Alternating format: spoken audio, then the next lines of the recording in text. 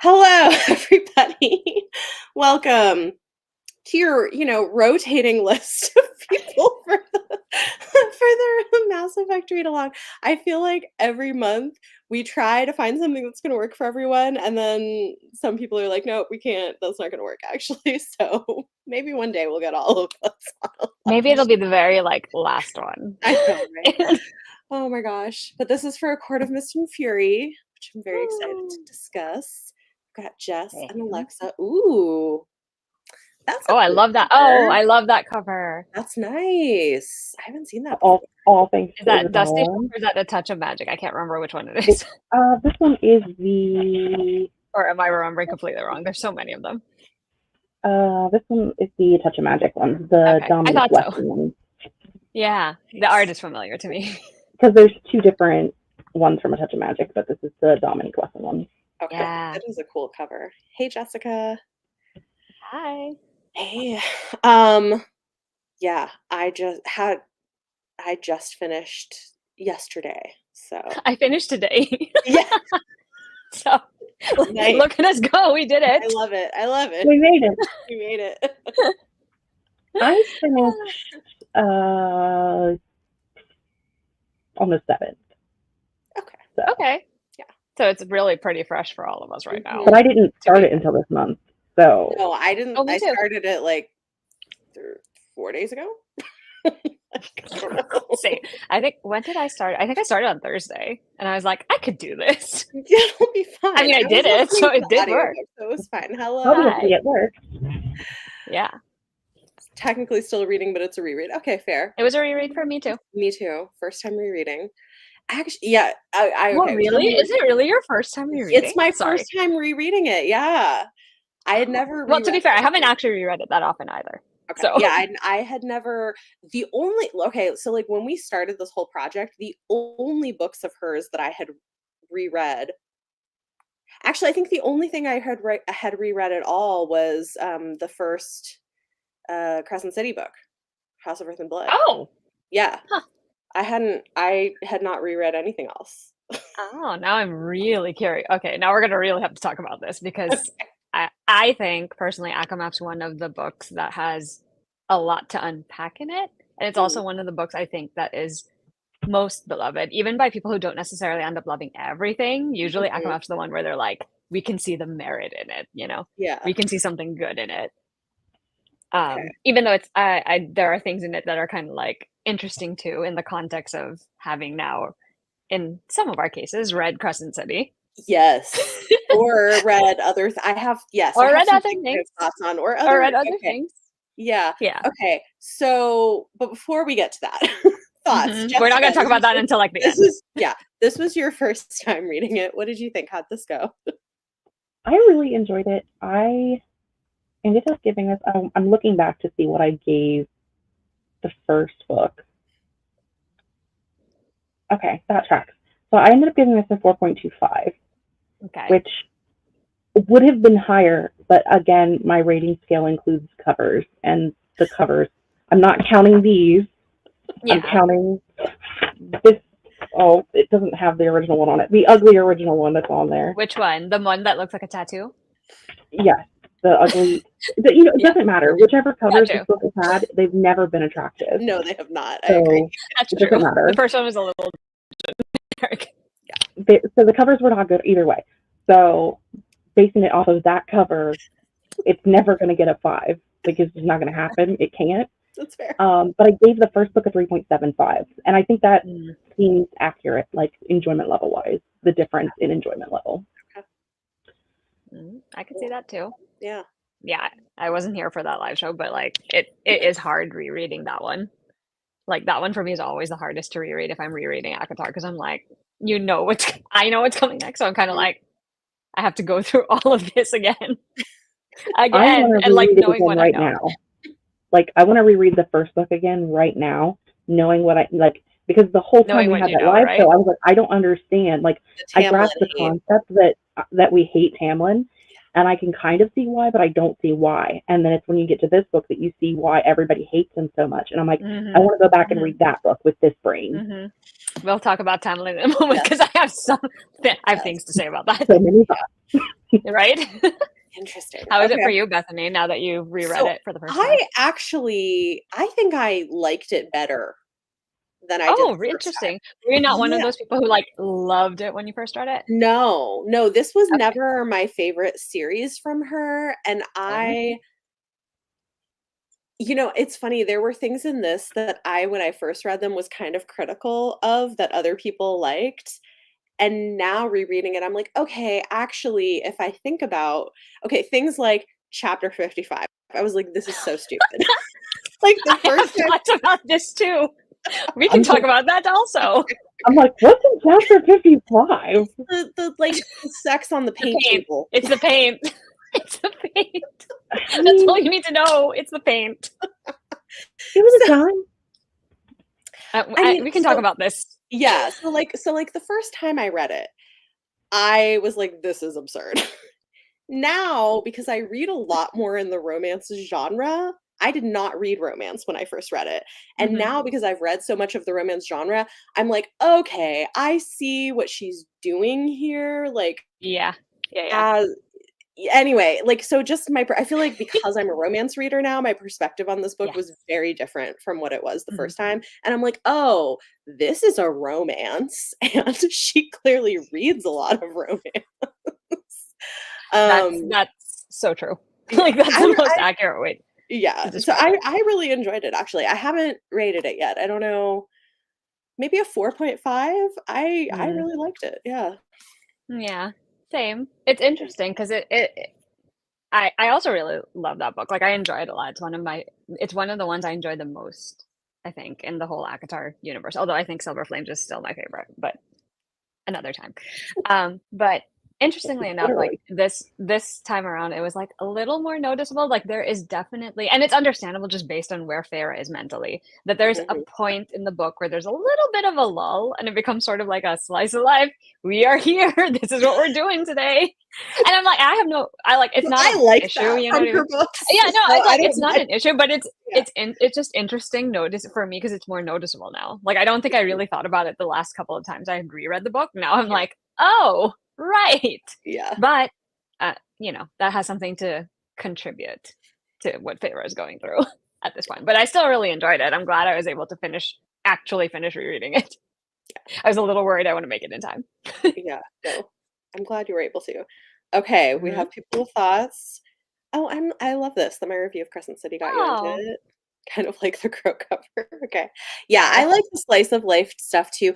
I think that this book fares much better when you read it as a romance rather than as a fantasy novel, because I think a lot of the issues people have with it is coming often from people who are fantasy readers primarily. And like there's fair criticism if you're reading it as a fantasy novel, but if you read it as a romance within the romance genre, I have less issues. No, I could see that because this series, it does have the fantasy elements to it, but those are pretty light-handed if you think about it, because most of them are just like your typical fantasy like story. There's someone trying to invade, take over, It definitely this one is the fantasy romance genre blend that is popular now. It definitely has that, and I think it does a good blend job. But if you are looking for a fantasy and you're not really caring about a romance, it won't work for you. But that's true with every fantasy romance story. Like if they are blended well, you're not going to like it if you're only looking for one or the other. Agreed.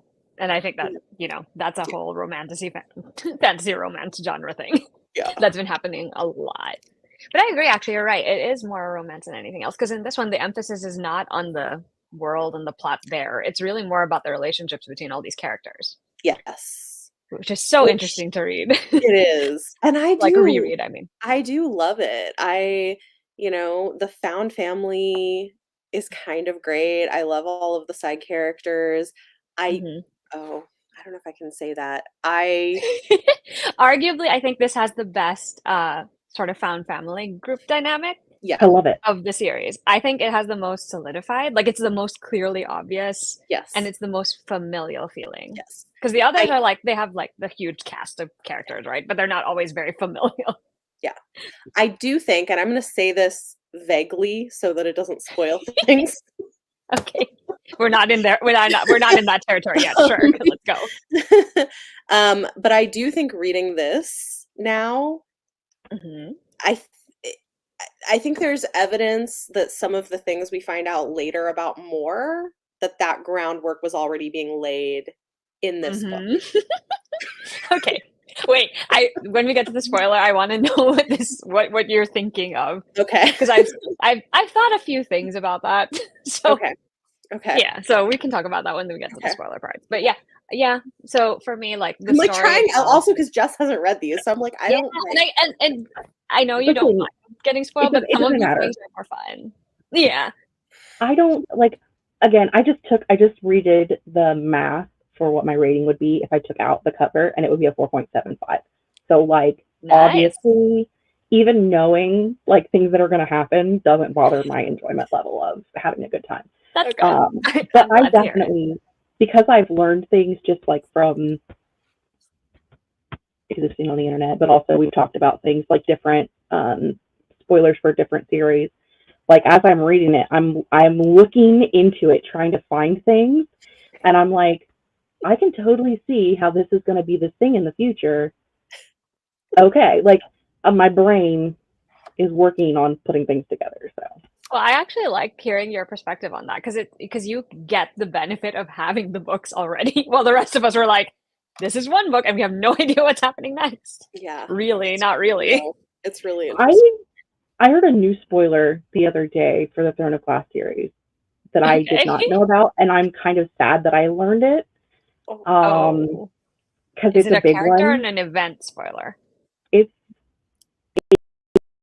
a big event where a bunch of characters die.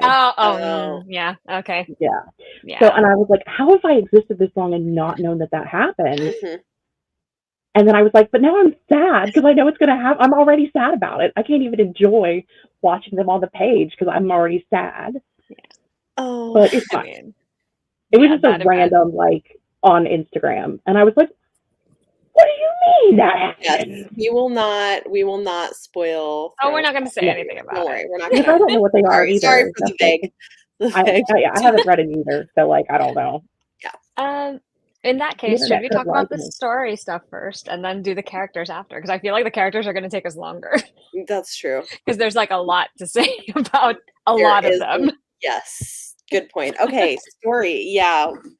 It is really mostly slice of life. It's like, okay. It is. It's like watching a training montage at some point, because I swear that's what it is. It's all just like, we're going to put you in all these situations and you're going to learn things about yourself and about what you can do. That's basically but while also doing things that are sort of like setting us up for the ending and the next book, plot wise. You get all the hints. Like you never lose track of the fact that there's something going on that they're trying to figure out from beginning to end. Like, I mean, at the beginning, it's kind of like, you know, Ferris. It's very clear Ferris having a mental breakdown. Like she's suffering so much, and that's the main point of that part one, right? Yeah.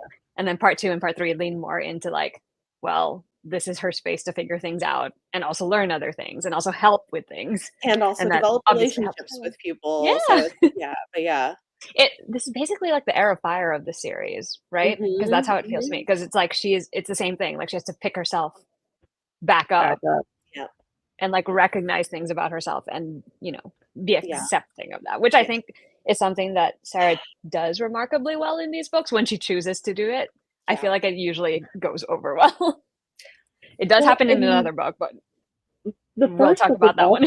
Very slice of lifey, but also was like the same day over and over again. It was like, you know, Groundhog Day. Like every day, wake up. What can I do? Nothing. Oh, paint, I guess. And then that was it. Like the whole first book. Yeah. And so like the middle of it felt like a slog, whereas this, even though it was slice of lifey, it didn't feel sloggy. Yeah. It felt like, because even though it was daily life, there was enough other stuff going on that it like kept your attention, and you knew that you were working towards an end goal.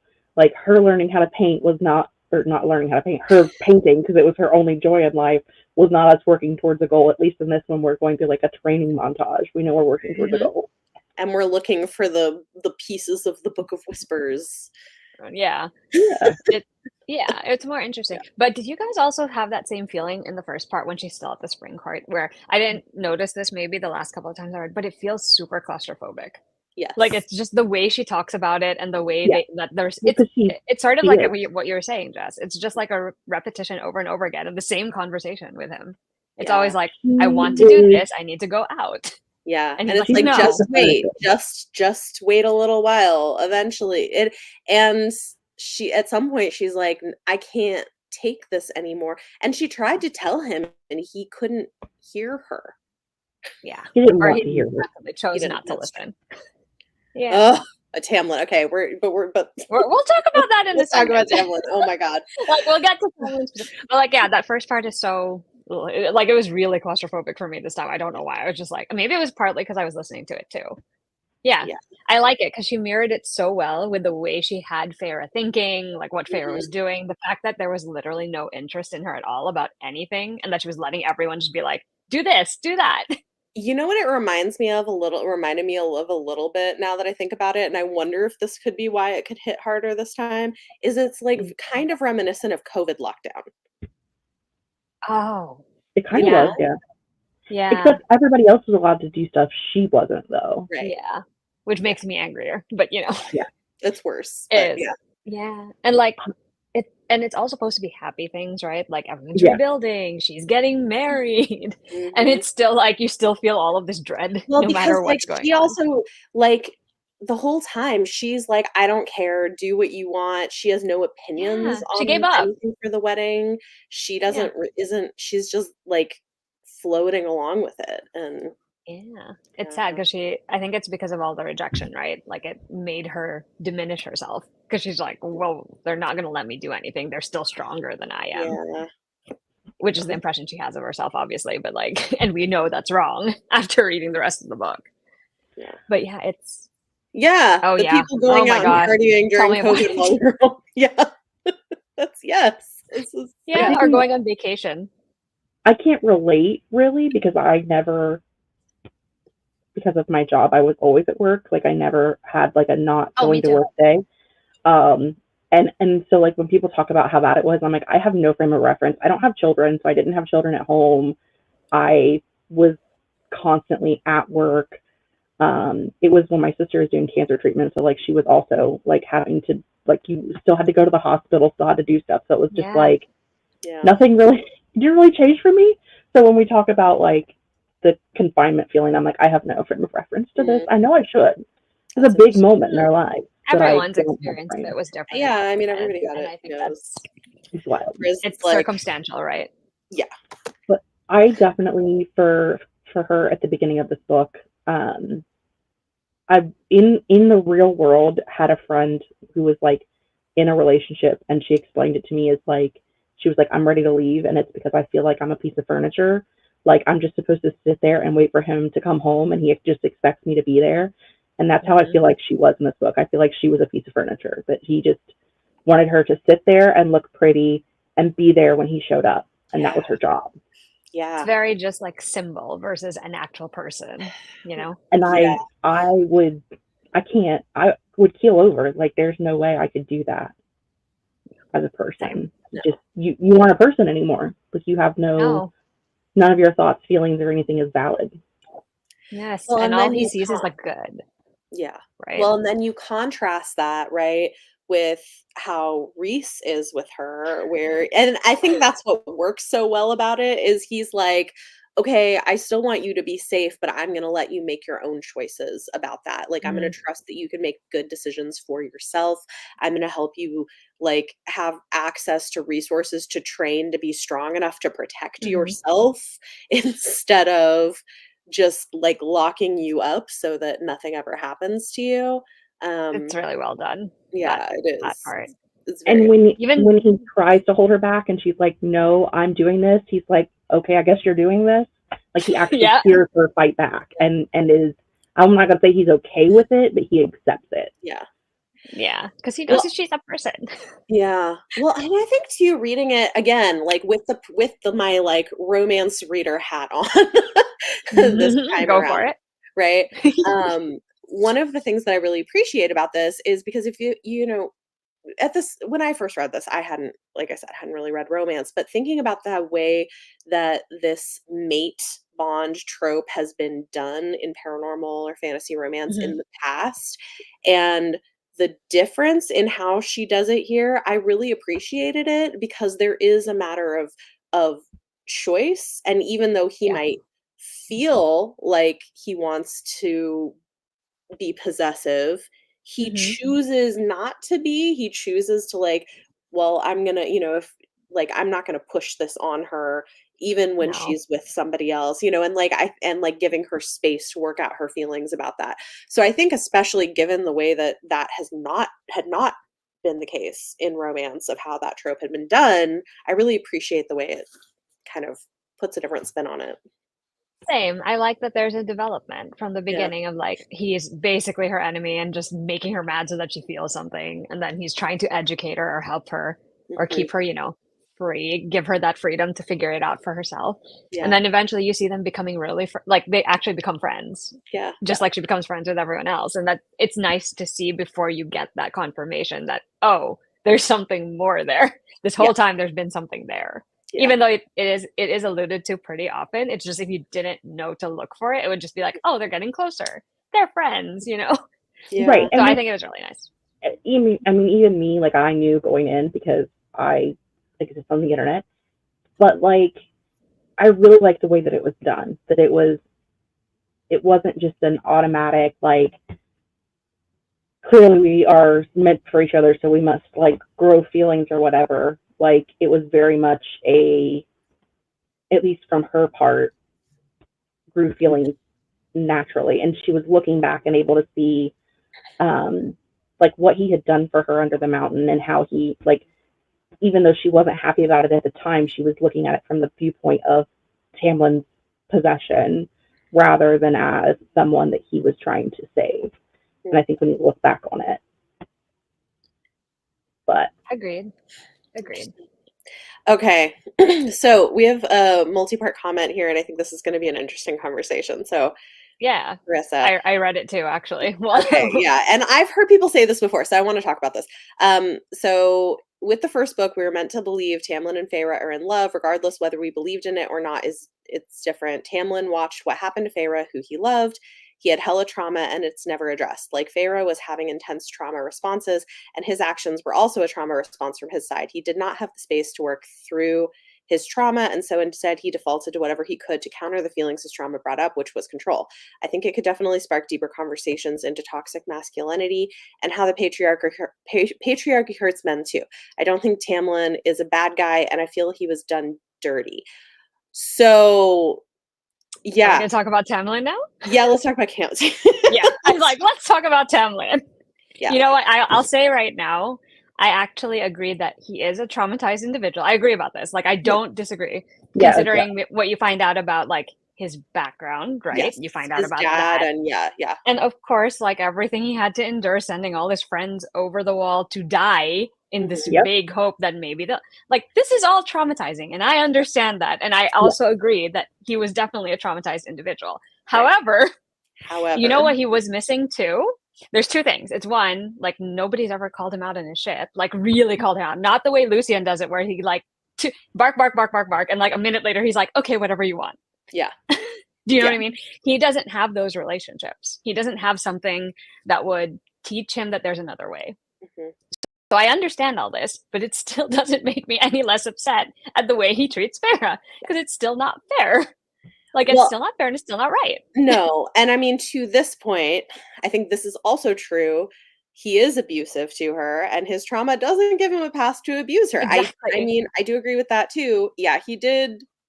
I mean, I think arguably did kind of essay her in book 1 and blamed her for it, controlled everything she did in book 2, and only gave her space when she begged for it, then snatched it back, literally blew up at her, and the only reason she didn't get hurt was because of her own bubble power thing. Yeah.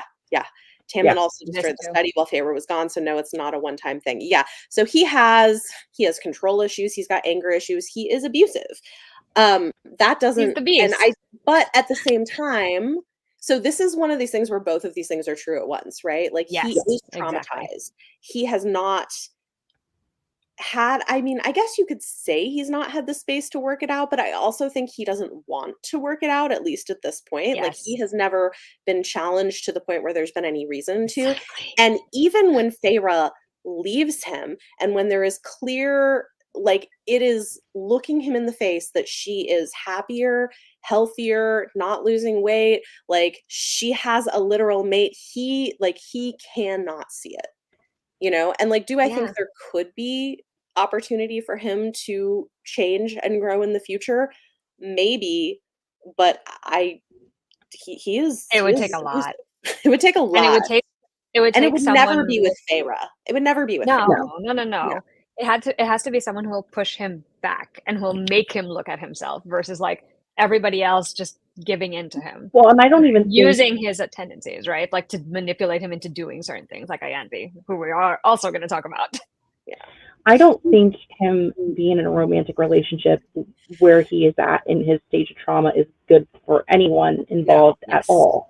I don't think he's a bad guy. I think he is the anti-hero. He is the guy who, like, from one point of view you could see as a hero because he's theoretically doing good things, but also questionable because of what he does in Mhm. this book towards the end, like as far as like giving the villain guy Oh my space god. and all, all of that stuff. That was Um, but I part of it is like no one in his inner circle will challenge him, he has and no one. no one he hasn't come to um, the realization that he has a problem. I don't think he's realized that. I think that because of the way he grew up and because he is like this all powerful being essentially, he doesn't realize he has a problem. And you can't solve your problem until you realize you have one. And so at this point, I don't think, and I don't think it ever happens in the third book either. I don't think or the fourth or the fifth or the 12th or however many there are. I don't think he's ever gotten to that point. But he may in the future. And I mean, they live forever. So like, 200 years from now, he could get a redemption arc. I don't know. And I'm not well, and going to I be think alive even then. if he does have a redemption arc, I don't think that Feyre should ever need to have Be any kind of involved in it. relationship No, with him or be involved in, No, like, even no. not even a romantic relationship, but like there's just no in reason for general. her to need to be around her abuser. You know what I mean? Like, that's not. No, There uh, could no. be a political relationship as far as like an alliance between the two mm, kingdom things. Like there could be that, yeah, but I don't think and it would take a sincere apology, in my opinion, yeah, for him to apologize to her and be like, look, I realized I was a dick and I didn't know what was going on in my brain.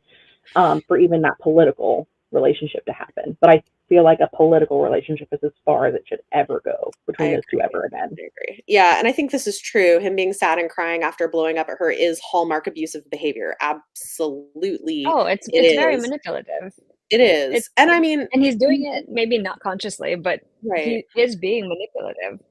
I mean, even if it is a trauma response, like, that doesn't excuse it. That just means that he needs to work on it, but He he needs might help. not. Like, we have plenty of, like, very privileged, traumatized, wealthy, powerful men in real life who get away with shit and, like, Yep. are Yep. are not interested in changing. So, I don't know. I don't hate Yeah, it would Tamlin, but I take still a don't lot. agree. Yeah, but I And still this don't is agree with exactly having it. It's the trauma that makes it she needed a way out of a situation where she was the sole yeah, provider, sole person who was taking care of things, the one yeah. who was always sacrificing. And then she got it when Tamlin brought her across the wall and just gave her Mhm, all of this space and pretty things and time and mhm, attention, all of those things. And in some way she needed that too, right? At that time. But the Pharaoh who she is at the start of A Court of Mist and Fury is a completely different person because of what she went through yeah, under the mountain absolutely. in Oh, ACOMAF. absolutely. And that's and he is too, because he's Yeah, also shaped by that, right? And the thing is, like, obviously, as already was pointed out, that makes them not good for each other because they're both pretending to not have this trauma or mhm, like waiting for the other person to acknowledge. yeah, Like, especially Sarah, in her mind, she's like, but you hear me throwing up all the time. You hear me like freaking out all the time. Like, you should know by now. Like, you should understand this. Yeah. Especially because she tries to, she sort of tries to give him that understanding when she's seeing his behavior. So she's like, I get it. I understand, like, you're being protective because of what happened. Right. All of this. But at some point, that just becomes excuses, But at right? some point, that's, like, damaging to you. That doesn't make it okay. Yeah. I mean, Exactly. You're justifying it for yourself or Yeah. trying to see it, you know? Yeah. And I kind of get this, that he's demon I think you're not the only person to have this opinion. I have heard other people say. No, I have seen it everywhere too. Oh, yeah. I've actually seen a lot of people, say that they think he deserves a redemption arc. Yeah. I think it's a sensitive issue. I would be okay with if she chose to do that, but I think you would have to be really careful in how you did it and make sure that, like, you Mhm. see like, he understands that it is abuse and that there's enough of a change. They would be hard to do. And I mean, for I think the people who don't wanna see it, I kind of get it because I feel like reading this can be triggering if you've been in an abusive relationship, Yeah. because I Especially think it that is kind. pretty, magic He aside, says it's some, pretty realistic. as I said, classic abuse lines like, I just blow up sometimes when I get angry, and you know that I do that, Yeah. and you shouldn't make me angry. Like, Right, right, classic Yeah. abusive right. things. No, 100%. But Yeah, Yeah, exactly. I also think one of like the worst things to happen to Tamlin is that the rift between him and Reese, because I feel like Reese would have been the person who Yeah. could have challenged him right. to Yes. his And the maybe way the that only he is, person who could have. Yeah, Yeah. and not that necessarily they had control over that rift between the two of them. That was more of like them just dealing with the repercussions of actions that were chosen for them by their parents. I suppose we'll go with that. But I feel like had that not happened, I feel like he would have had the opportunity to be a better person. But it happened, and so like yeah, now we're here. You yeah. know? Yep.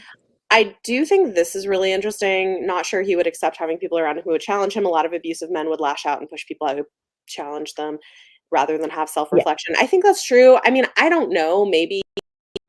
Maybe by the end of the series enough has happened that he could change, but I do think it's worth noting, right? Like, he and Reese are both extremely powerful, but who is it that surrounds themselves with other people who are extremely powerful? Like, you think about Amryn, Yeah. like, But he's not afraid to be challenged, and that's the right. difference too. That's why I was saying, like, it's so interesting because that's the thing that helps Reese not give in so much because Mhm. he's Yeah. being pushed back by all of these people who love him, you know? Yeah. About Lucian, Mhm. I don't think he's that powerful, and this is the problem because if Tamlin was the one who helped him and saved him, then of course he's got this complex where it's like, I Right. have to be grateful to you because you gave me a place and you saved me, you kept Mhm. me alive, you gave me a purpose. And it's not excusing him either because he knew. And you see him multiple times throughout the story. He's trying, like he's trying to Right. do certain things, Right. and he kept getting shot down every single time. Yeah. And I think for him it's another combination of like the trauma that Yeah. is also unresolved in his life because apparently this is a theme here, and it's also just him having decades of just deferring to Tamlin because Tamlin is Mhm. the one who saved him and he needs to be Right. grateful or he will have nowhere to go Right. because Tamlin could kick him out at any point of the Spring Court. That's the Yeah. thing. It's a power imbalance because of course Tamlin is his High Lord. Yep. Tamlin will always be the first priority. As much as he likes Farah, as much as he Yeah. comes to be friendly with her, Yeah. she can't be the priority because otherwise, what's he gonna do? Who's he Right. gonna be? Right. And Well, I and think even that's with like a Sarah, thin right? Like, layering. you think about the difference with, they didn't want her to learn how to use her power. They told her there's no such thing as a high lady, I know, right? right? Doesn't exist. Which is interesting, right? Whereas Reese is like, no, you should learn how to. So I think again, it's like a thing of like keeping potentially powerful people weaker and controllable, Oh Yeah, yeah. which is that's like a what he habit he wants. would have to break to have any kind of redemption Hmm. arc. Yeah, I mean, and I Agreed. think we said this. This is true. Trauma doesn't give someone an Yeah. excuse to abuse Bottom people. line, it also doesn't give anyone an excuse to drag other people into it. Yeah. Just saying. Yeah. I mean, I think this is fair too. Like, I'm all for things that are exploring these themes of toxic masculinity because I agree. Like, it's true that like this kind of patriarchy, the way he was raised, the issues with his dad, like Yeah. it hurts men too. It doesn't Yeah. Yeah. have to be that way.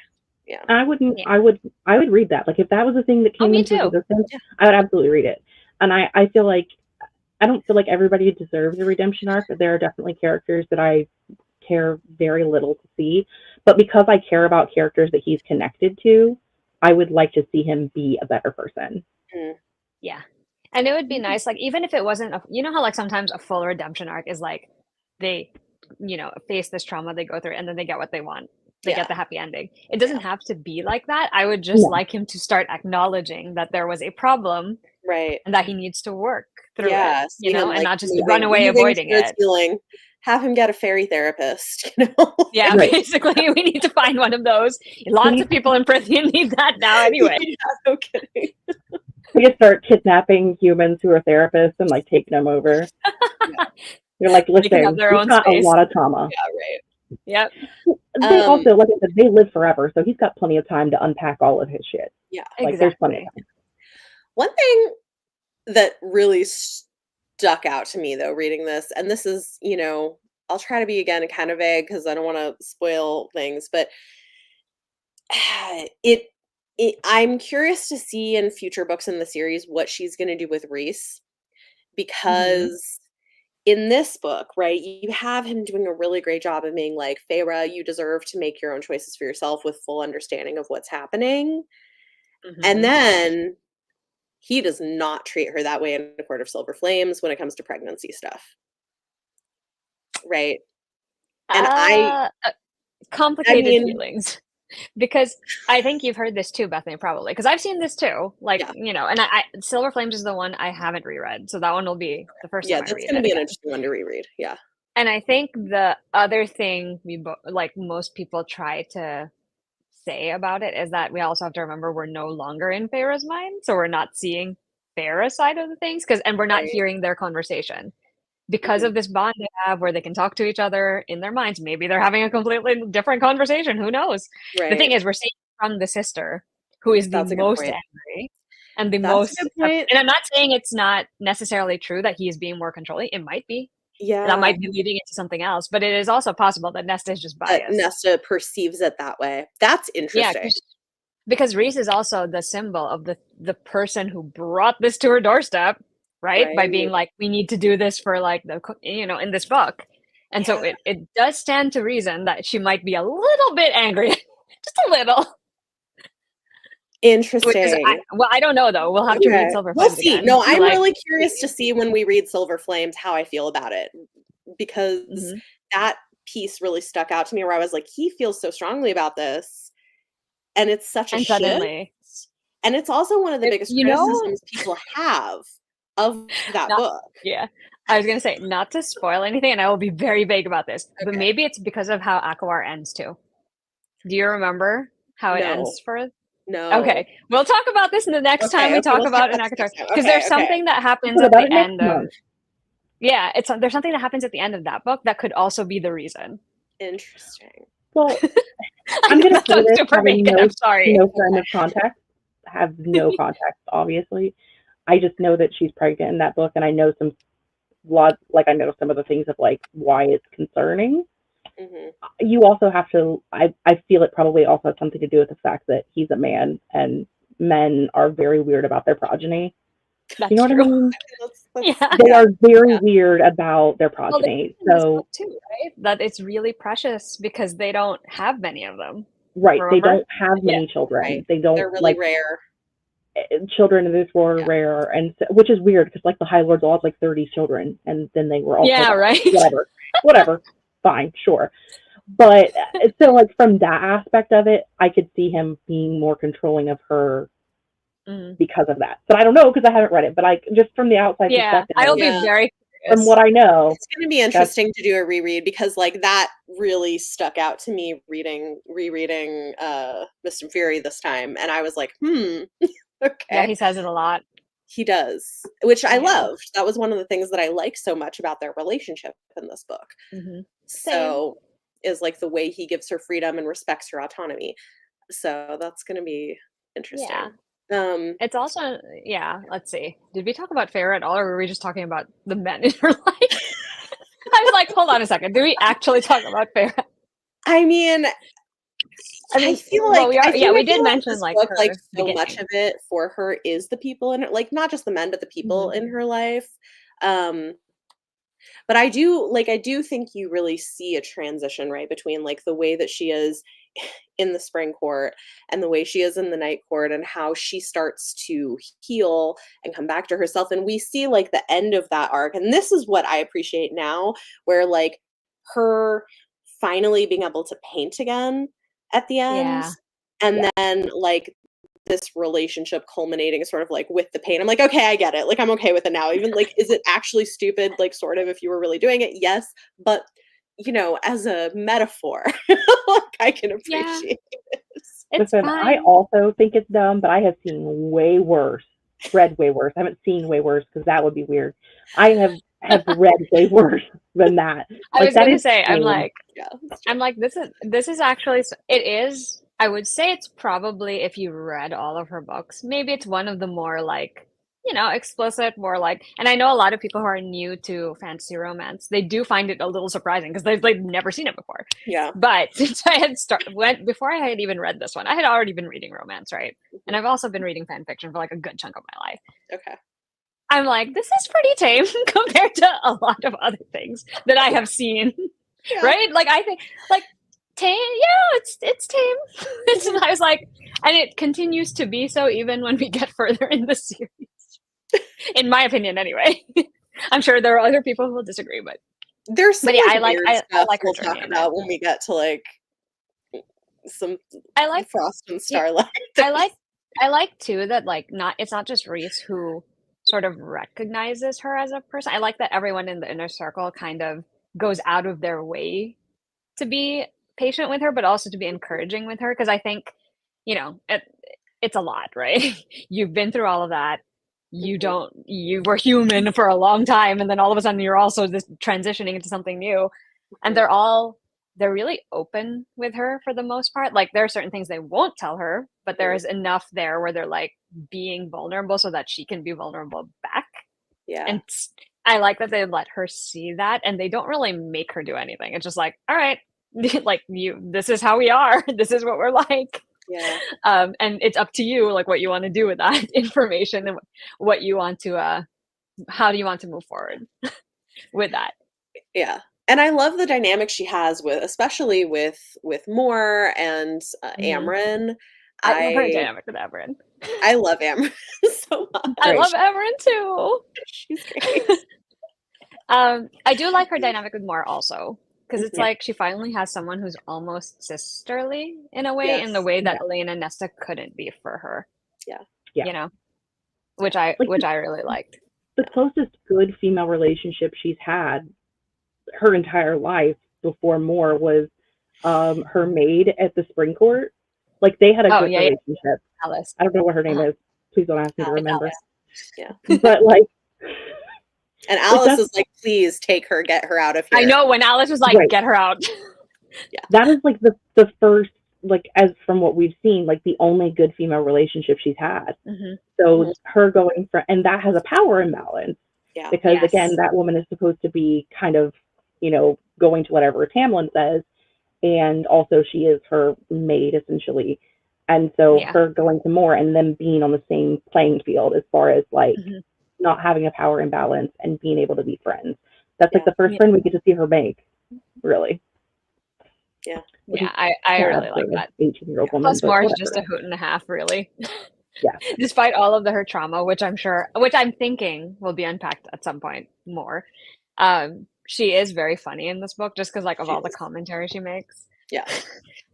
It's you get a lot about her backstory already, but I feel like there's obviously going to be more to that. I do think, and again, this is slightly spoilery for later in the series, but go ahead. Okay, but I do think rereading it that there is some groundwork being laid here where you get hints that it makes. I mean, it doesn't specifically tell you, but I think there are nods to the idea that Moore is queer. Mm-hmm. Oh yeah, and I think you definitely because I don't think I saw that the first time I read it, but now going back and rereading it and seeing the way that she's struggles because she wants to be friends with this person who she knows like is in love with her, but like she doesn't feel that way. Like you see Yeah. that, you know? So I just think it's interesting that I think that was probably intended from early on. It kind of looks like it, yeah. Yeah, I'm I also definitely just got that vibe. I would like more and more, obviously. I Yeah. always want more of Morrigan because I find her interesting. I also find Emryn very interesting as a Yes. character. She's so it's just interesting that there's not really a lot. We don't know what she is, right? Like they No. never tell us. They just drop hints here and there of like she drinks blood. She's been around from before our histories, and I'm just like, okay, Yeah. sure. And they flat out say she's not of this world. Right. Like, exactly. She came from somewhere else. The idea that you people read this not knowing what I now know, and you had to read that and just be like, okay, what's that all about? And then move on with your life. Whereas I'm reading it and going, she was doing this clear back this far back? Yeah. Yep. So reading it now is kind of like, should have seen it it coming. You have to just read and be like, listen, I will say, like, I mean, I think we knew from, well, I don't know. I mean, like there were hints from the first Throne of Glass book, right? We knew there were other worlds, right? Yeah. And we get hints from this point that like we know there's other worlds in this. And then we get some like real concrete evidence that there's some interconnection a little further into the Throne of Glass series. So like it's definitely, you know. Yeah. Which is fun. I love that. I love a multiverse. Oh, me too. I know. And I like that when you read it now, because we know what we know, it just changes the way you're seeing things, right? You're like, oh, she's older than this world. She clearly also did something to be put in that prison. Do you know what I mean? Like, and then the fact that she refers to the language in that book when she's translating, she's like, it's a holy language. It has a name, which means there has to be some place where this holy language is a thing, right? Right. Yeah. So I'm just like, well, what and then else are we gonna do I right kept thinking too about, again, to be a little vague because spoilers, like I kept thinking too about what we know now about that prison and where it originated. And that's also just really interesting. It is. Oh, you know. Yeah, there's I can't say this without it being a spoiler, I guess. Because it connects it to, okay, I can maybe vaguely say it. Okay. You know how when they go into the prison, because they're obviously there to visit the bone carver, right? Right. When they go in, they describe kind of like how he's designed his gate, like his door, his gate. And it kind of reminds me of that. There's a certain area in Crescent City. It's the same energy. And I was like, this is very interesting. Yeah, I did not clock that. That's really interesting. Okay. Yeah, I was like, are we doing this deliberately? Is something going on here? Maybe. I don't know anymore. At this point, I've just been like, whatever. I mean, I also think it's interesting that she drinks blood because, you know, does that mean that there's some sort of vampiric thing going on there? Because yeah, I don't know, but it's not just human blood. Like, she drinks like animal blood. Yeah. So either human at this point, like human, vampiric, but demonic. Yeah, you know, it could be anything. She could be from hell at this point in the underworld. I don't know. Right, yeah, who knows? Honestly. She clearly has enough ability to like the fact that where she comes from, she could not drink blood, but maybe blood is the closest substance to what she normally would eat to where she is. This is a good point, Jessica. Vampires can drink animal blood according to Twilight. I mean, accurate and survive. Yeah. And keep on keeping on. The interesting part is when she goes, like, her favorite is lamb. Because I'm like, then it makes me think of, like, lambs being sacrificed in an altar, which is like, are we into demons now? Is this where we're going with this? Because, like, honestly, at this point, like, the way her power is described, too, is very non-specific. But well, still maybe, right? But then it's also interesting, right? Because Sarah is Jewish, and, like, the lamb sacrifice thing is also like part of tradition, like forever ago, like Jewish religious stuff. I don't know. It's interesting. It is interesting. I mean, like I don't know that. I obviously want more Amryn. Right. Like, what does it mean? Yeah, I want more Amryn too. I think I think we're gonna eventually find out who she is, where she comes, like what her backstory. I think so. I think it's I think so. coming. I don't think there's any way that we wouldn't find out anything. There was a mention. Do you know? What? At this point in the Sarahverse where things are published, do you know? No.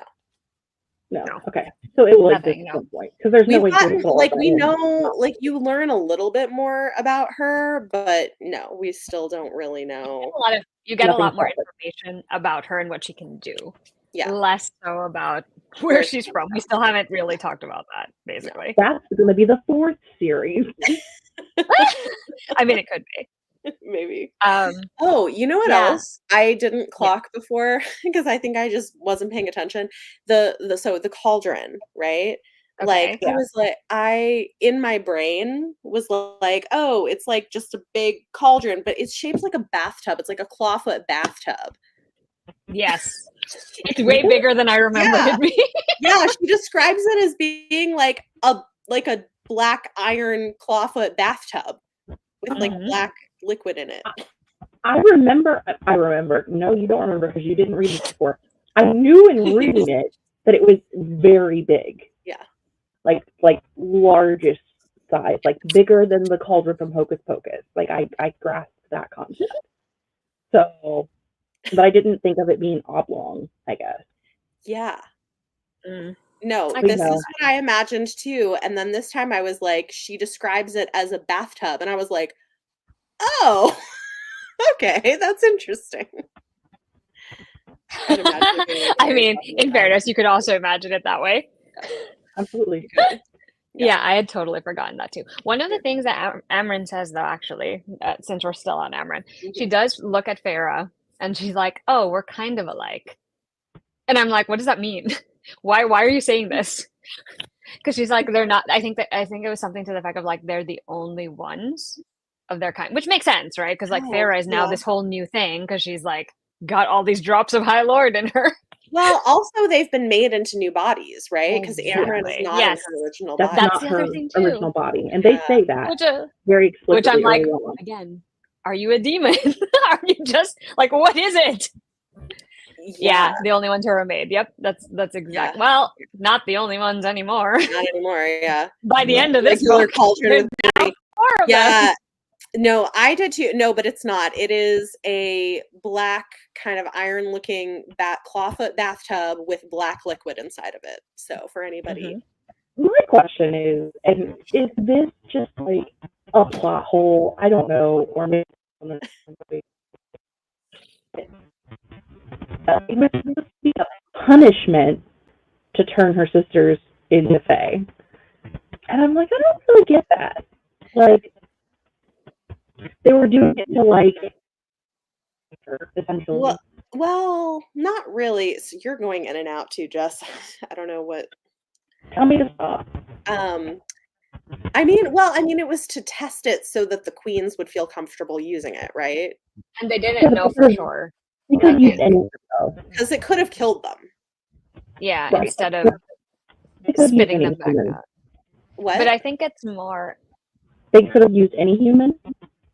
Yeah, I think so. But they went for her bloodline because they thought that since she had survived getting all this High Lord blood in her, they were like, oh, these two are probably going to be stubborn too. And Nesta did not help their case by being really stubborn about it. Yeah. And I love how Nesta, like, she was like, well, fine, if I'm being forced into that, I'm going to take more than you want to give. Still iconic when she points her finger at him and she's just like going down into this cauldron. I'm like, you tell him, Nesta. But I do think in a way, like it's also another commentary on consent, right? Because neither of those two wanted anything to do with the fairies. None. They don't care. They want to be human. Elaine is supposed to get married. You know what I mean? Right. Like there's this whole thing. And like it's not just torturous for Farah who loves them. It's torture for them too. Because it's like, especially Nesta watching Elaine go first. I think that's even worse because like it snaps this whole thing that she's had in her mind where she's done her best to keep Elaine safe. And now Elaine is no longer safe. Yeah. So it's that scene still upsets me. Every time I get to that part, I'm just like, and the fact that it upsets Lucien and Tamlin also, because they didn't realize that was going to happen. Yeah. I'm like, that already says enough. Because I'm like, the fact that they also feel upset about this, I'm like, it's very upsetting for all of us, except the queens who decided they could not resist. Yep. That poor queen, though, the one who tried to help them and died. Oh my god, that moment though when Tamlin comes out, I'm like, no. Like, I was so mad. I was so mad. I was like, what the hell? Even though I knew, what is wrong with you? Like, you were so hell bent on this, and then I do think the ending is like great, terrible, but great, with her being like, okay, let's just like pretend that we're breaking okay, the thing about the ending of this book, one of my favorite moments is when you switch to Rhys's point of view, right? And he, like, everyone is getting upset. They're like, you gotta go, like, fix this. She's your mate, get her back. And then he's like, oh, no, it's not broken. And they're like, what do you mean it's not broken? Get her back. He's like, oh, no. He's like, we got a plan. And I'm like, okay. And then when he says it, like, I remember, it was funny because reading it again, I knew it was coming, but like it felt like the same when I had read it for the first time, where he just goes like, she's my mate, like she's my spy, and she's also when he drops that whole High Lady of the Night Court ball, I was like, it's still like, yes, let's go. Which like, again, right? Like the High Lady thing is a choice. Tamlin was like, oh no, there's no such thing as a High Lady because he did not want to share power. Yeah. He didn't say it wasn't a thing. He said it hasn't been a thing for a really long time. But he doesn't want to do it. He doesn't want to do it. Yeah, he could. He could. And the thing is, he doesn't want to. No. Controlling. Again, back to his tendencies. Let me think. Oh, Inner Circle. We missed the two Bat Boys. Yes. The Bat Boys. I mean, also, and I think that, to be fair, right, we have examples then with them of men who are also traumatized and yet have not taken that trauma and turned it into being abusive. It's because they have people who will love them through it and also call them out on their bullshit. Right. Like, when Cassian suddenly just makes Rhys fight him because he knows Rhys is like on edge and he's like, we're going to fight this out. And then, like, this is fine. We're going to get it over with. But yeah, I agree. I've always loved the dynamic of the Inner Circle. That's my favorite thing. Like, even from the moment you first encounter them in this book, where they're standing on the doorstep and Cassian's like, we were here first, and Amren's like, move or I'll kill you. You know clearly there's something, like a dynamic between them that's different from everything else that Farrah has seen up until this point. And it's really fun to watch. I do find it interesting that this time I was noticing she was gravitating a lot towards Azriel. Even though she acknowledges she's like, he's probably the most lethal one in this bunch, like in terms of the three, I mean, even Rhys, right?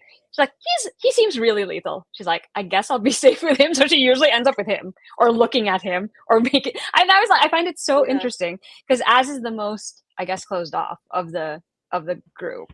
Because Amren doesn't talk much about things, but that's because she's like old and she's entitled to this, right? And she will talk, whereas Az is very like, he will speak when spoken to most of the time, is what happens with him. So I was like, Farrah just seems to be more drawn to him than to, like, she likes everybody, but it's just interesting that she's always like, okay, Azriel. She's like, I can see that Azriel has feelings for more. I can see that Azriel. And I'm just like, okay. Yeah, agreed. And she is shipping them. She's like, when is this? She really is, though. She's definitely not clocking the fact that Moore is no. Has not noticed a thing. No, I think not noticed, but like no, Farrah hasn't noticed. Yeah. She's like, in her mind, she's like, I can just see how he's looking at you. But also, like, does she feel safe with him because she can see that he's into more? Like, does that make her feel comfortable? Like, she doesn't have to worry about him being into her? Yeah, probably. Maybe. That could be part of it, too. Yeah. Most dangerous. Agreed. That's what I felt, too. And I'm also just biased because I love Az. Like, he's my favorite, actually, of the Inner Circle. So I'm just waiting until she decides that we get to read about his backstory. Whenever that is. I know that's I will say this right now. I know it's a big point of contention. Everybody argues about who he should end up with, right? Like, this is a big deal in the SJM online community. Everyone fights over this.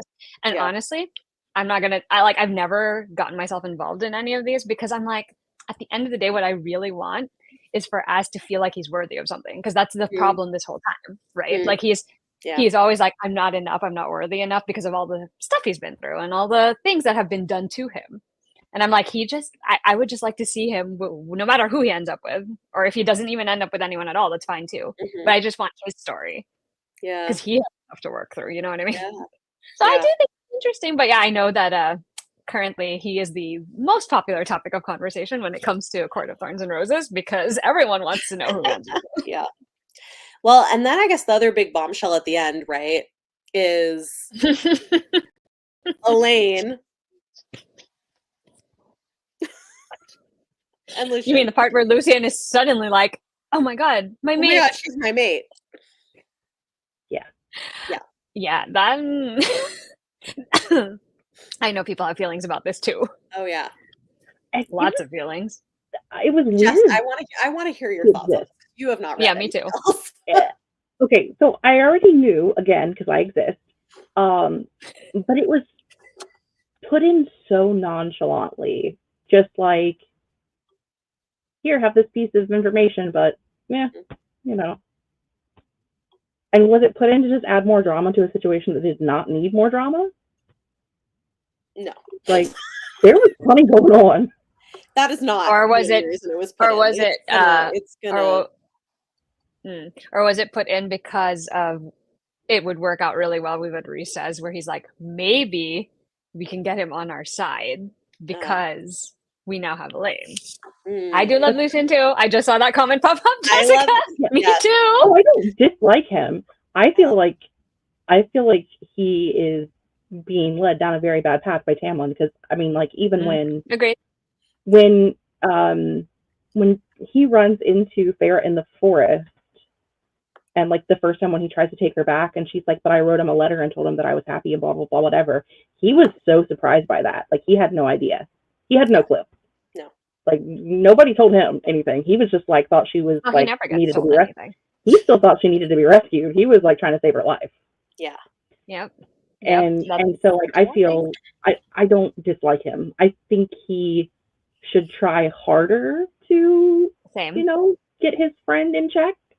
But also that can be hard when you feel like you're not gonna have anywhere to go and like literally gonna be kicked out on your butt, and who's gonna take you in. And he's also he doesn't come across as being as strong in general. He's a good warrior. And that's often talked about, but they never, you know how like in the inner circle, it's very clear that everyone is powerful in their own right in different ways, right? Like Cassian and Az have the siphons, and then you have Amren being Amren, and Mor's the Morgan. They all have kind of like, it's not equal power, but they have power. It's very clear now that I've reread it. I'm like, Tamlin has the most power in the Spring Court, and it's that way for a reason, because he keeps it where he's the top of the pyramid. Everyone else is like skilled, but nobody is as skilled as him, and no one is as strong as him. And Lucien is like, every time we see Lucien, they generally talk about him just doing warrior-like things, which is like, he has a sword, he has his daggers, he has a bow. They don't really talk about him doing anything super like big magics. Yeah. Like the healing magic is one thing, right? Yeah. But like he doesn't really do anything as impressively magical or magic based as anyone in the inner circle, or even Tamlin does. So I do think that's part of his problem, because I'm gonna guess he's probably afraid, because I don't think it would end well for him if Tamlin raged out on him. No, because he doesn't have a magic bubble to protect him. Unlike some people we know. Unlike some other people we know. Right. I do kind of love, though, that like Feyre, for all of her being used to being weak, is slowly accepting that she is not anymore. She is now very powerful. And I don't think she's ever had, I mean, with the exception of dealing with the trauma and the mental breakdown, which, I mean, everybody's allowed to have those. I don't feel like she's ever felt mentally weak. I don't think she's like personally, I don't think her personally she's ever felt like, because she is that person who like was going out and feeding her family and taking care of them and making sure that everything was good. And like, so I think she's having to come to grips with the fact that her body is now as powerful as her mind, and that is not something that she's used to. No, agreed. And I love that I love that Cassian trains her. Like, he's just like, all right, we're gonna do this, we'll do this, and like, you can hit me as hard as you want, it's fine. You know what I mean? Like, he's fine. And none of them are ever really threatened by it, but it kind of is if you think about it, it's kind of wild that she has the drops of 7 different High Lords. Because I'm like, a drop of their power, which we saw in the first book when they were all still under Amarantha, right? It's still a lot of power. So to have 7 of those in one being, oh my that's gosh, a lot, right? It's a lot, and it's just fun. Yes, he is. Yeah, he's here for a good time.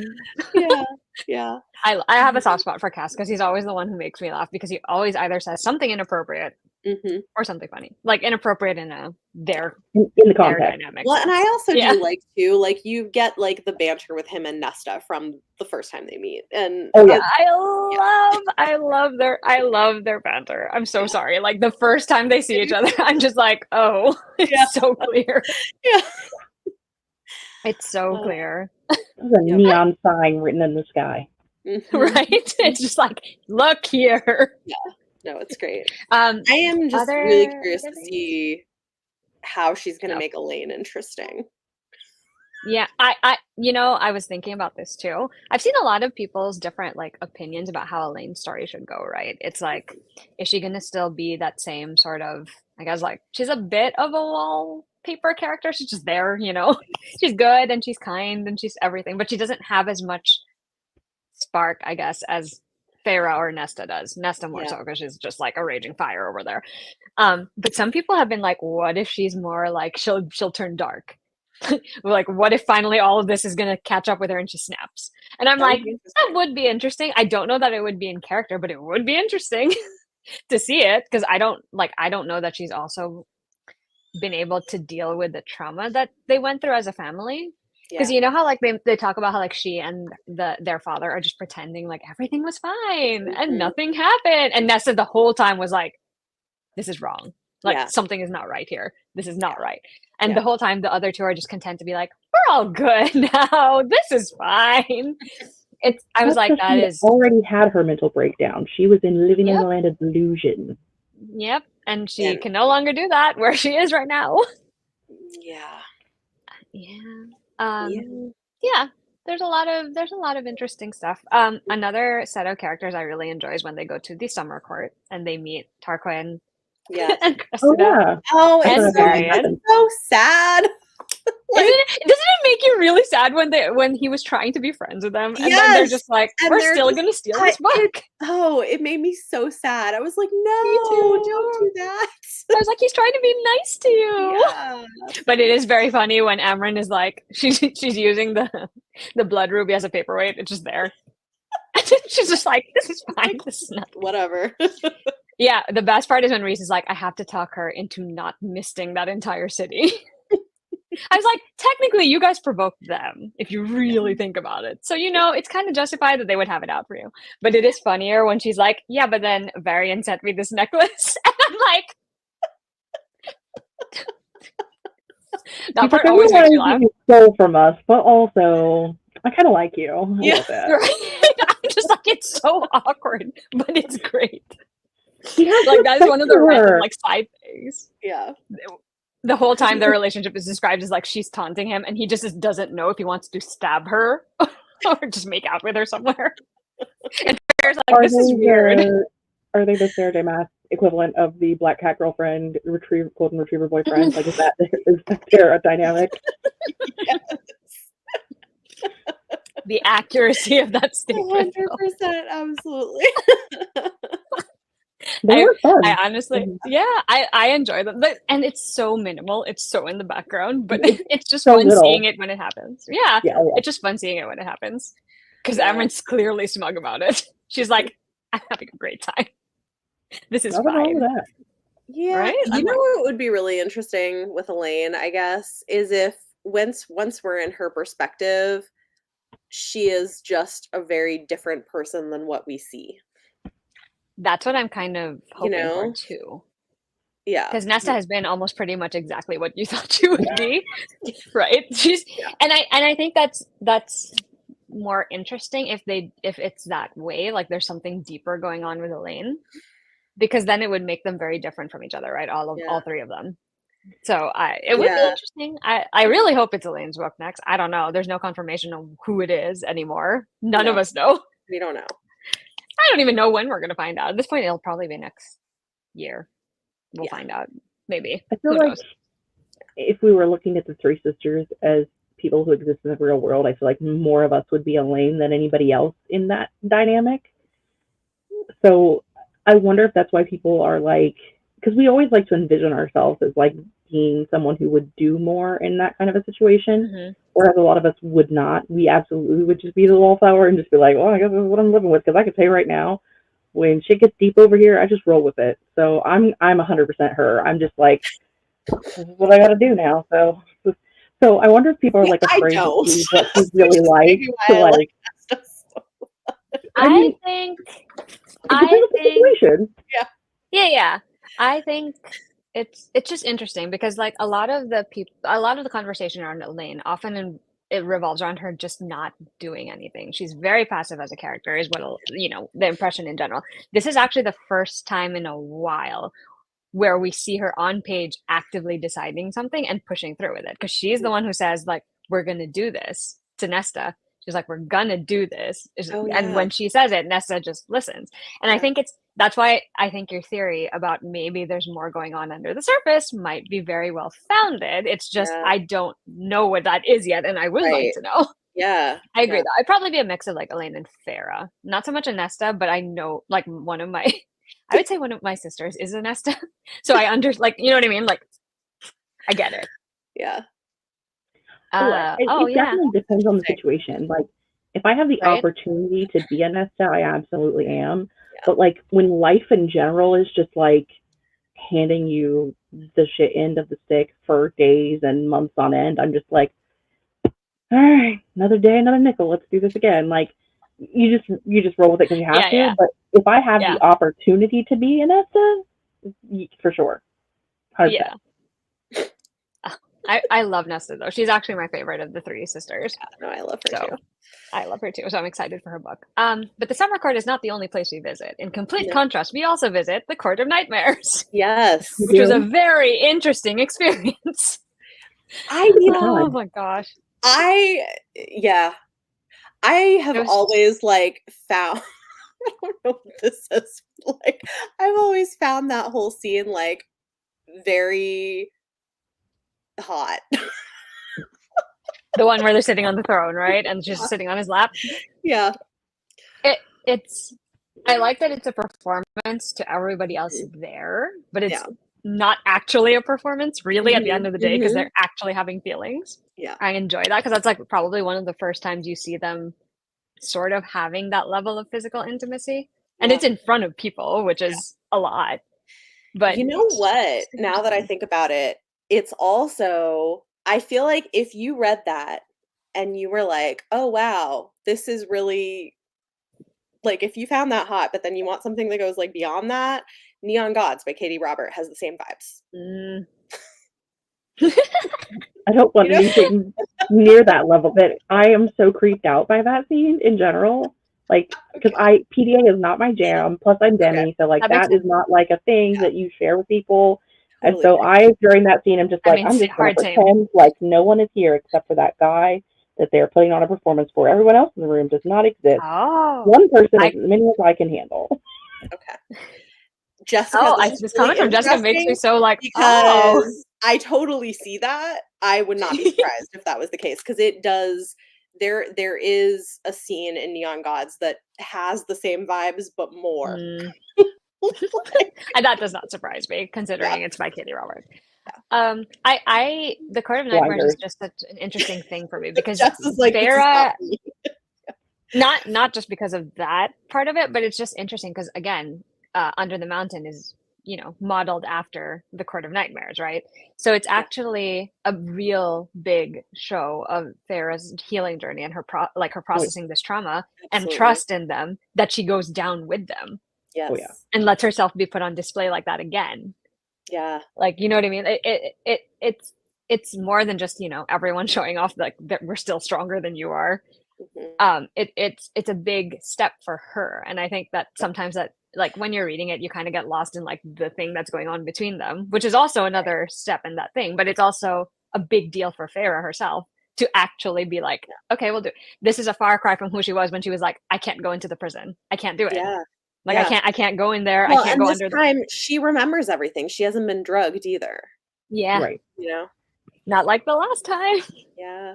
Oh, but meeting Moore's dad down there, it always gets me upset. I'm always angry when I see him because I'm just like, please. Speaking of toxic masculinity. Oh, hell yeah. Yeah. I don't, yeah. That and like, it's not, well, it is kind of toxic too. They don't really touch on it here though, but when they go to the Illyrian camps also.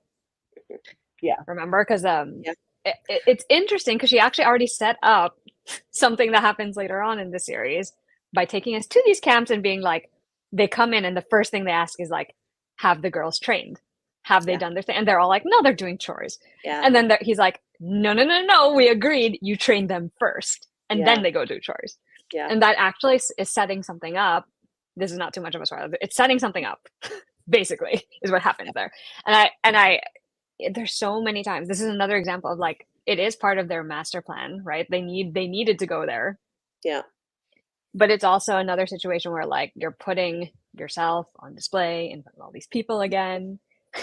You made yourself vulnerable too, because this is a place she doesn't know.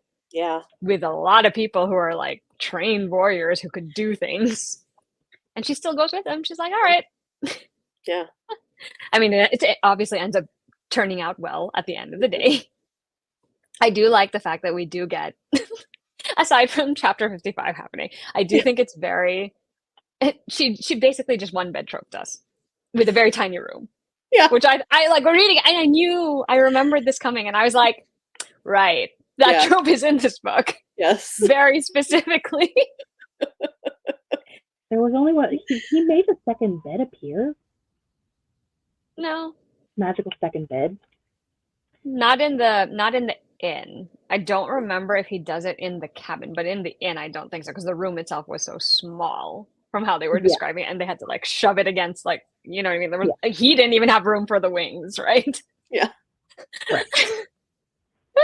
So you got that beginning of the one bed trope when they were at her sister's in the human world. Yes. Like because they were in the same room. They were in the same, and there was only one bed, and you thought that you were going to get the one bed trope, and then he just like manifested a bed, and so it was like a one bed trope fake out. And you know the girlies who love that trope were so mad at that point. But then you do get it later. Teasing, but then it happens later. Yeah. That's true. That's oh God, it's so funny. So funny. But yeah, it's interesting because I like that in this one we get to see so much more of the world, right? We get to see so much more of Prithian. We get to learn a little bit more about Hybern, and the queens and all of that in their history. And I like that because it's a very gradual expansion of what the series is. Like without, diminishing whatever the first book was. This is like, oh, we opened it up. It is also, I guess, interesting now that I think about it. I forget, what's the name of the guy who was regrown from the eyeball? Jurian, yeah.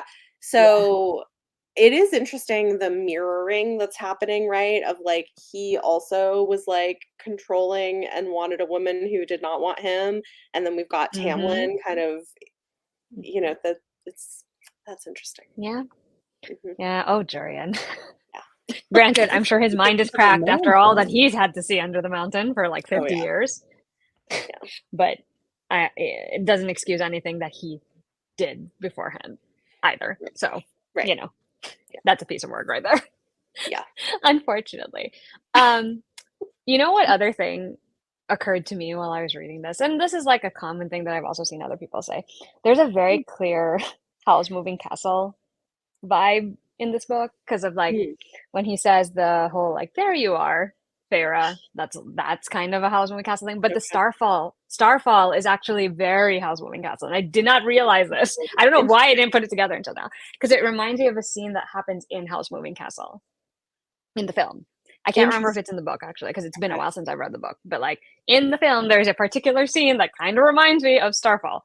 And I'm like, and not in the same way, like it's not exactly the same, but it has the same energy. It's a developmental moment for the characters in Howl's Moving Castle, which it also is for Rhys and Feyre in this book, which, by the way, I do really love that they have a lot of time where they just, hang out in Belarus and get to see how lovely it is. And get to do I all like these that too. I know celebrations. not everybody likes that stuff, but I love that in her books. Like, I think it's great.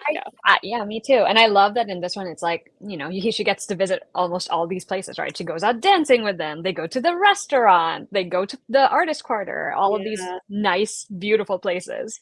And of course, the House of Wind, but, that's a whole other story in and of itself. But that part is important. Like, I know people don't enjoy it, but I feel like some people don't enjoy it. But that part of her being there and getting to know the place and the people is important for her saving them. Like, you wouldn't have that emotional journey and that feeling that you get when the city is attacked if you didn't have her having the emotional journey of learning about these people. Like, sure, she could save any random city that they showed up upon, but it wouldn't have the same emotional impact. Agreed. It means something to her because of the experiences she gets to have there. And which I think we're in her point of view, it means something to us. Yes, exactly. And I think it also helps, right? Like it does at the beginning make her upset to know, like, this city was perfectly fine the entire time, like everyone, and that's understandable. And I do like that reaction is in it because that's the most realistic, right? She can't just be like, oh my gosh, this place is beautiful, I love it. No, it makes more sense that she's so unwilling, especially because she's already disengaged herself from the world. So it's nice because it's also a place where, like, because she can breathe in it, and because she's allowed to, like, be in it if she wants and to not be in it if she doesn't want, having that something that is, like, steady, that's there, and she can see that other people are doing well. I think that also does something to help her realize, like, oh, there's still good things here. Like, there's still good things possible. It's, even if I feel like everything is not, like, there's no good left, especially in me. Like, there's still good things here. And like, this is what I sacrificed for. This is what I saved at the end of the day. Like, this is one good example of it. Because she never got to see that at the spring court because he wouldn't let her out of the damn house. Right. No. Like, except the one time when she went to the village and everyone was like, we don't need your help. Which make stark contrast from how people in Belarus are like, oh, I know what you did. Here, have some food. How do you like it? Do you know what I mean? It's like, fine. Go away. And also, like, her kindness from early in the book ends up becoming important later. And I like that. Oh, I love that part in the book, actually, with the wraiths. Yeah. Where everyone is like, why would you do that? Yeah.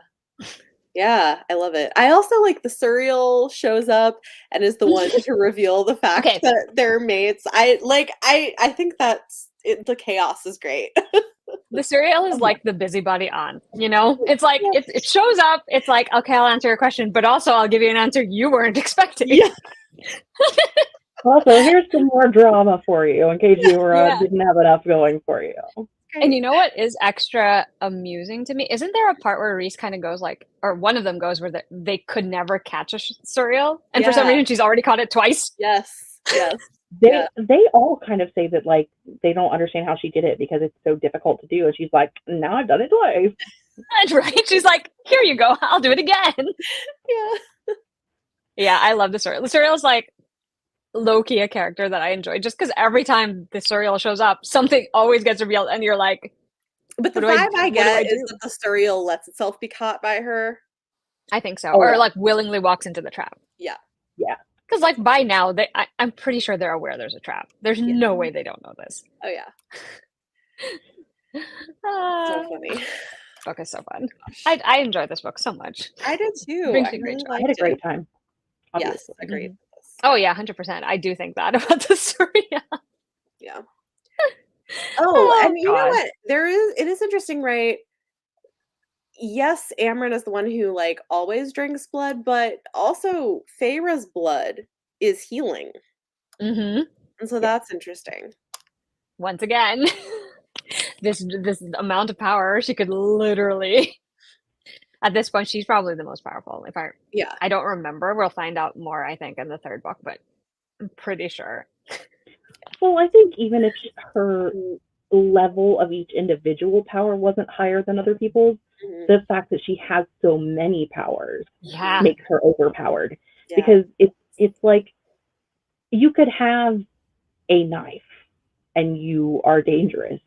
But if you had like, you know, one weapon that did 53 things, like you're even more dangerous. You know what I mean? Exactly. If you know how to and use they've now taught her how to fight. And now they've taught her how to use it. Yeah. Yeah. Yeah. Like it's wild, to be honest.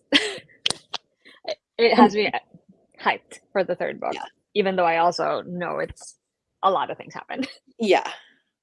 Yeah, no, I enjoyed this, I think, more than the first time I read it. It was good.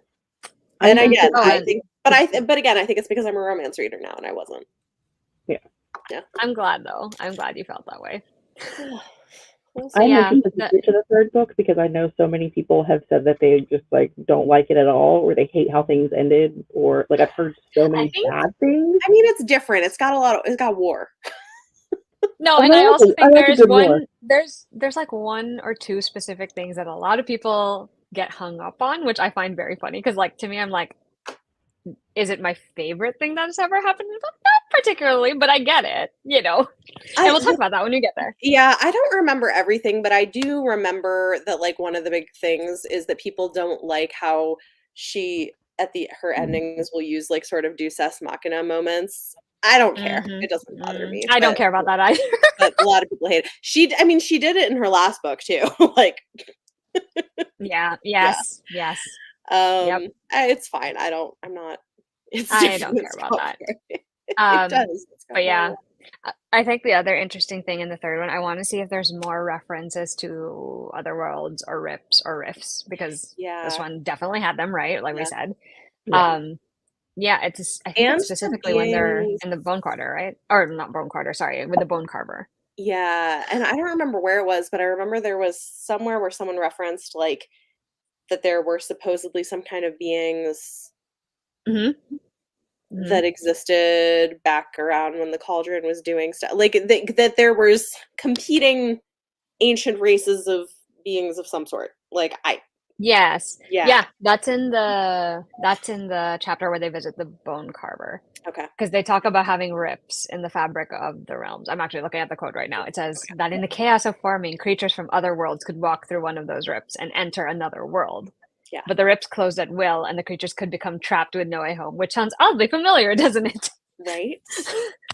Yeah. Well, I was like, when I read that part, I was like, what? Why do I not remember this? Yeah.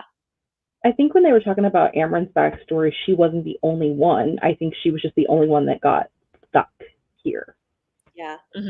I think they mentioned that like there were other people with other things at the time that also had come through from the other world, but she was the one that like got stuck here. Yeah. No, I agree. Yeah. So whatever she is, there are others that exist. Yeah. Or whatever she was, I guess I should say, because she's not really that anymore. Yeah. Well, she could be it again if things happen. If she tries hard enough and believes in herself. Right? Or finds more magical artifacts that might help her along the way. You never know. I wonder what would happen if she got in the cauldron. Oh God. That would be very scary. Yeah, that would be very scary.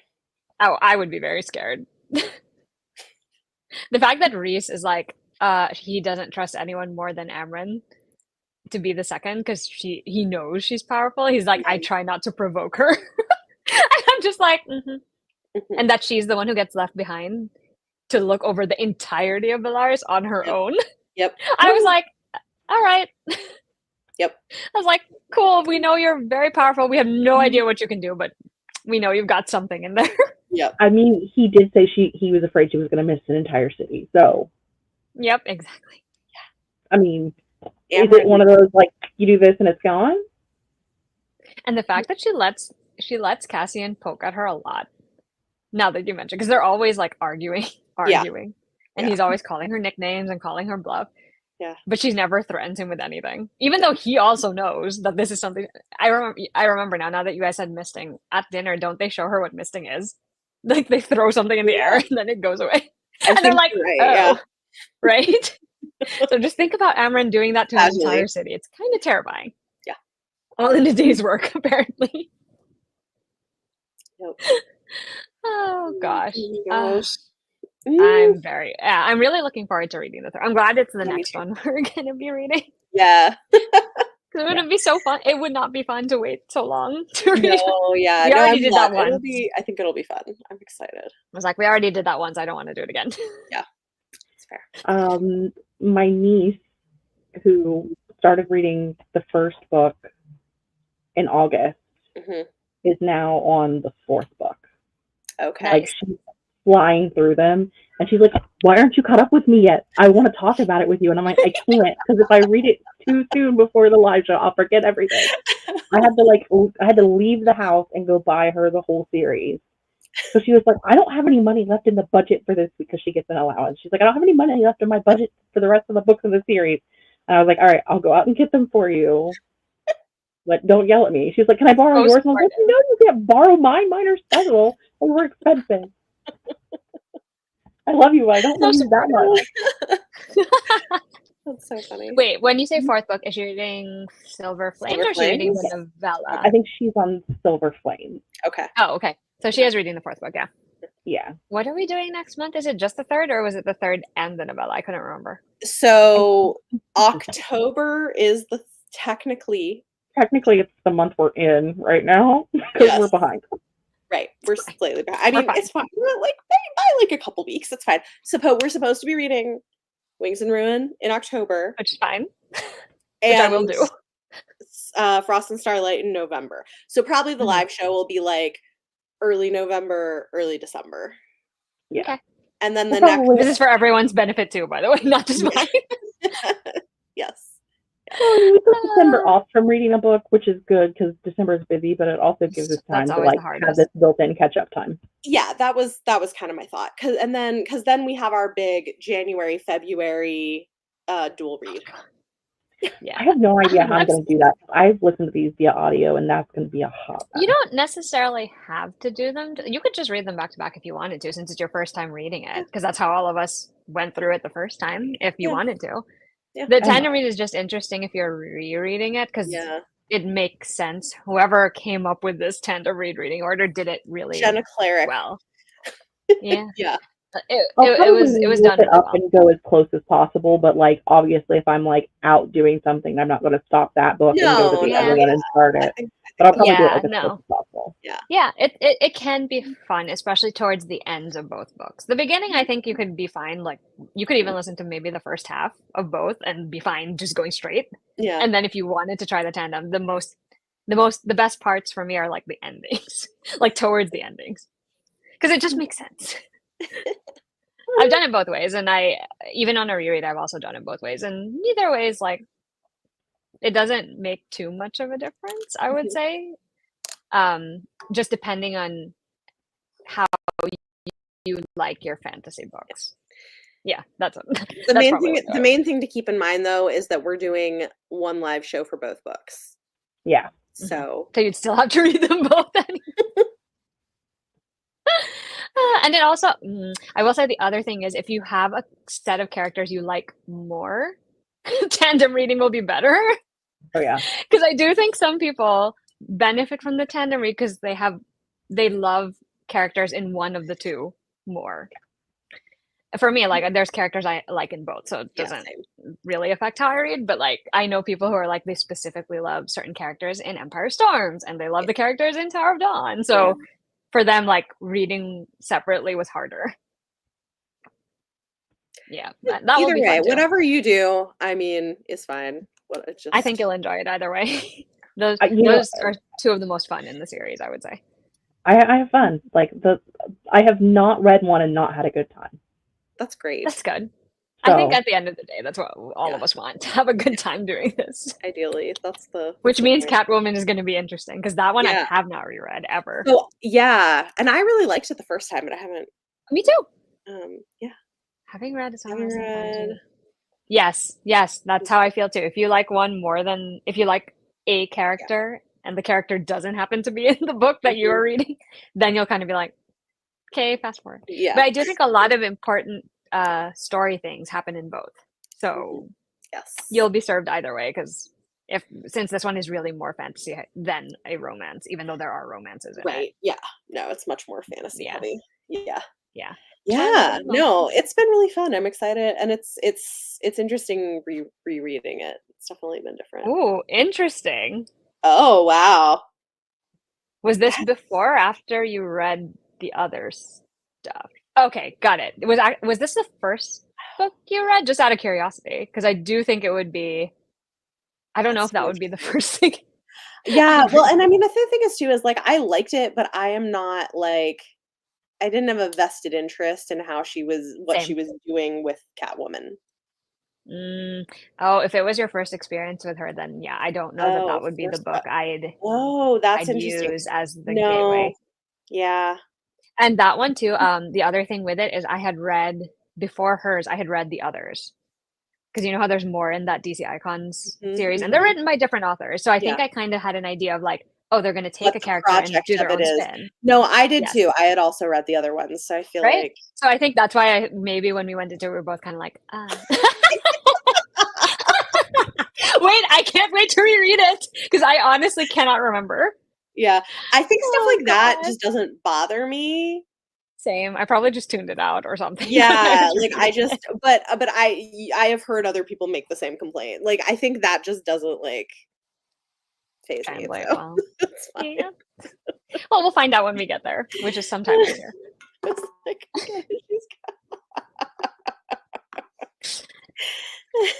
that one is also going to be very fun to discuss. I'm not going to lie. Yeah, it'll be interesting. It'll be interesting. But yeah, I'm excited to read Avatar now. Yeah, and get to discussing that one too. Yeah, it'll be good. We'll see how many of us we can get at the live show.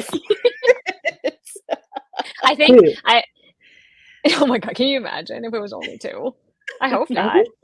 I would reschedule at that point. I think there was one time it was only going to be 2 of us, and I was like, okay, we're just going to reschedule this. 3 is a good. 3 is like 3 is fine. Yeah, likely. I think December will be the harder one. If I were going to guess, that one might be the harder one to schedule. Yeah, maybe. I mean, if we do it really early, like the other thing though too is it's short, so I feel like it's going to be easier to. Yeah, but we'll update everybody once we know, right? It's going to be interesting. It'll be fine. Yeah, it'll be fine. We'll figure it out.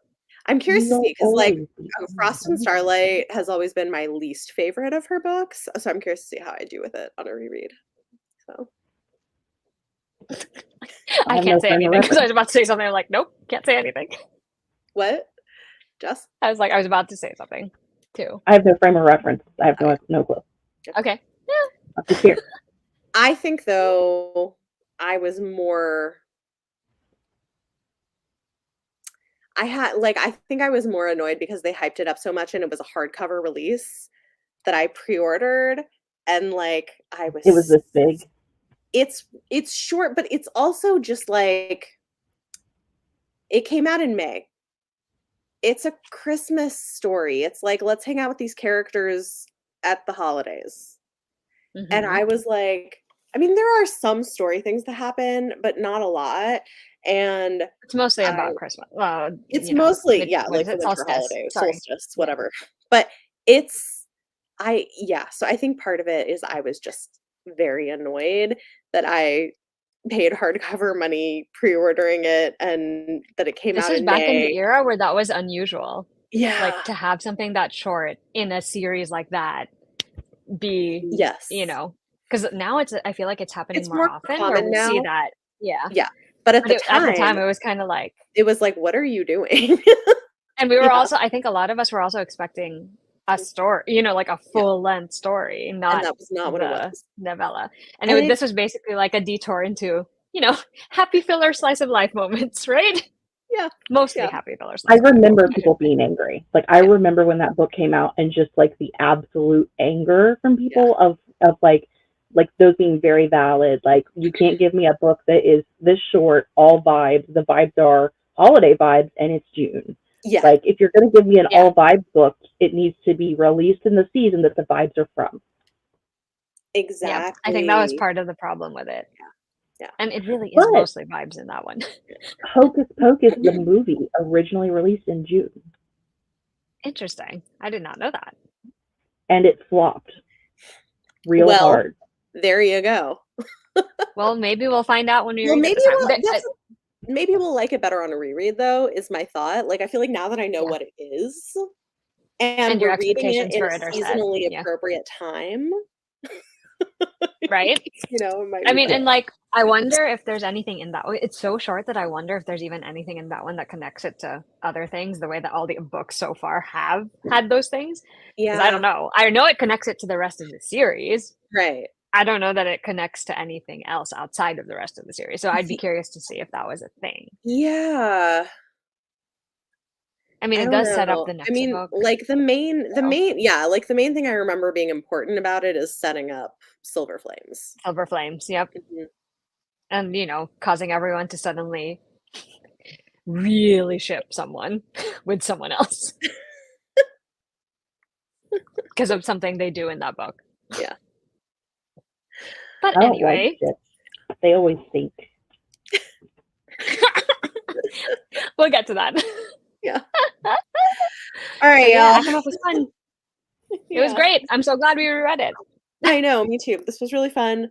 We'll be back early November to talk about Court of Wings and Ruin. I can't reach it all the way over there. And I don't. Yes. Nope, just So, confirmed I don't have telekinesis.